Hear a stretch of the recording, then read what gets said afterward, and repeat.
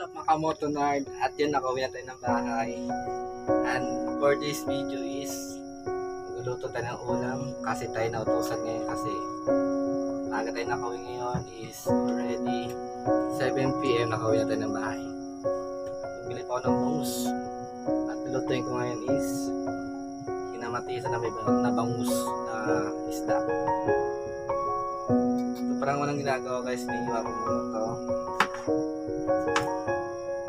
para pagka kumulo na yung tubig, nalagay natin kamatis. Simpleng luto lang guys, pero appreciate ng asawa mo kasi marunong magluto. Hindi puro pagpapawagi lang ginagawa. Kaya pag nag-asawa kayo, marunong magluto siya. Siyempre dapat ang lalaki. Hindi puro inom, gala, bisyo. Ang pipiliin nyo is marunong sa bahay rin. Tama ba? Tama.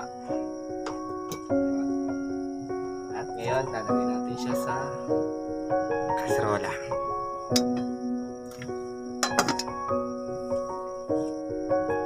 Tapos natin lagay yan guys, mga ilang minutes lang. Pag umambot na yung pag okay na isda, pagluto na, pwede natin lagay natin yung gulay. Parang yung gulay guys. Kasi ngayon, healthy ang kailangan natin ngayon. Hindi puro baka, baboy, ano. Kailangan meron din tayong gulay sa katawan. At ano yan? Siyempre, kung mayroong mga dahon, mga palaya dapat, mga hindi puro karne lang. Nakakataba.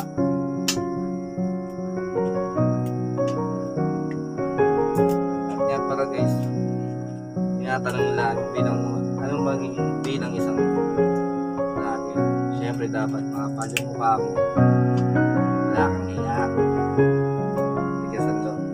lakas ang loob mo, may ka sa mga basher.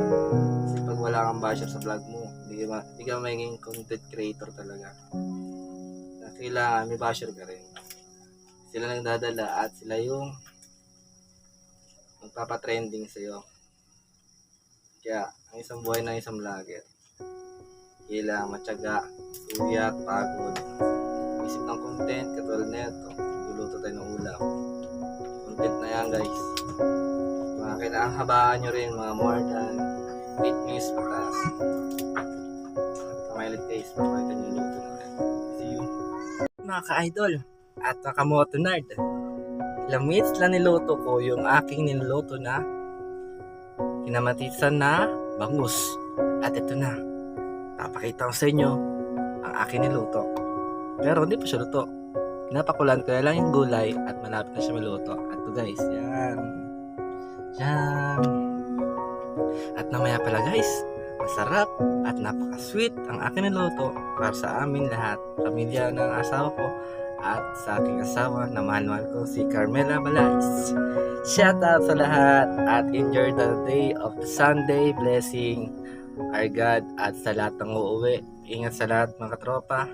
At see you. At thank you sa ating mga followers. At huwag niyong kalimutan, subscribe at like and share aking Facebook account, YouTube at IG. Leo Fiad, #Motonard. Yeah, my vlog and see you together. And see you lahat guys. Nabubulo na ako kasi nagutom na siguro na ito. At salamat sa lahat. Hasta sa lesma lahat. Thank you. Viva!